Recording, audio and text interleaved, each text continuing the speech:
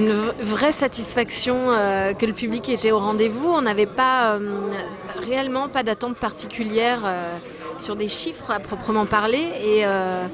Et voilà, et voir que dès le départ, dès le lancement, entre 3,5 millions de personnes et 4 millions nous suivent chaque soir, c'est un bilan super positif et on est vraiment ravis. On reste toujours d'ailleurs vigilant, hein. On attend de voir quand même sur quelques mois, j'imagine, mais on peut se dire que peut-être on a réussi à fidéliser déjà dans ce paquet de 3,5 ou 4 millions de personnes, peut-être qu'il y a déjà quelques fidèles. Ouais. Mon agent m'a parlé de ce projet. J'ai rencontré les producteurs assez rapidement, enfin Thomas de Mathéis en l'occurrence.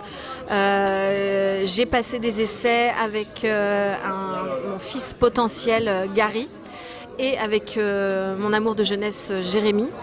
Et ça a dû plutôt bien se passer pour nous trois, puisqu'on a été choisis tous les trois. Et voilà, et j'ai eu les 5 premiers épisodes très rapidement pour quand même avoir une visibilité sur ce personnage et pouvoir me faire une idée du caractère, de qui était cette femme.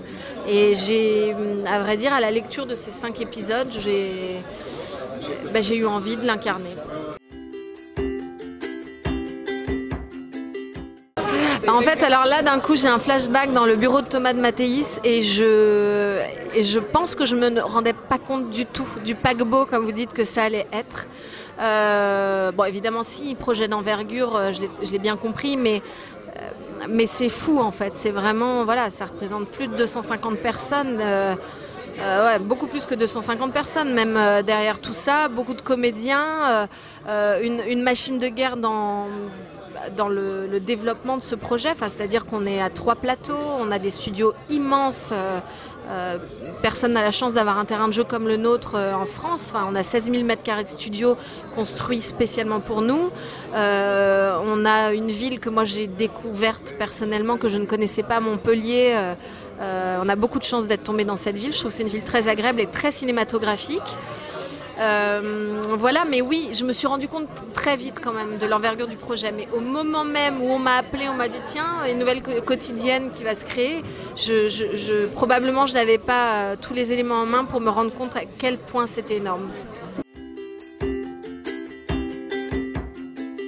Je suis faite de toutes mes expériences et finalement, heureusement que j'ai eu cette expérience de quotidienne quand j'étais beaucoup plus jeune. C'était un de mes premiers tournages.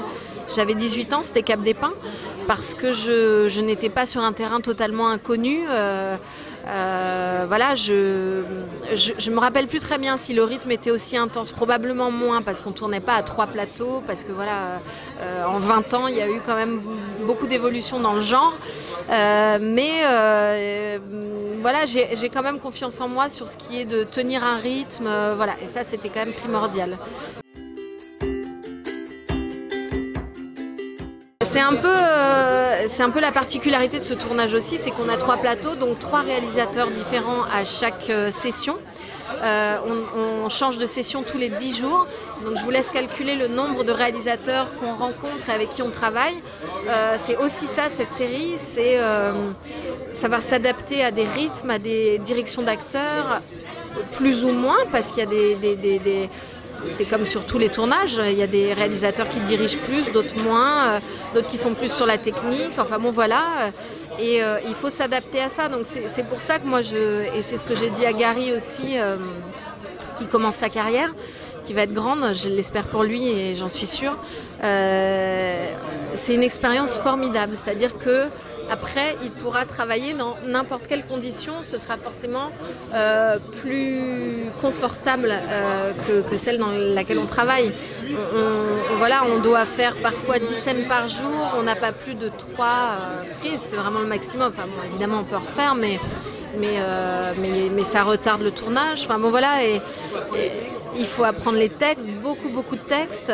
Donc, il a un bagage formidable pour le reste de sa carrière. C'est-à-dire qu'à partir du moment où je m'engage sur ce projet, je sais clairement ce qui m'attend, je sais à quelle sauce je vais être mangée et que le rythme va être assez intense.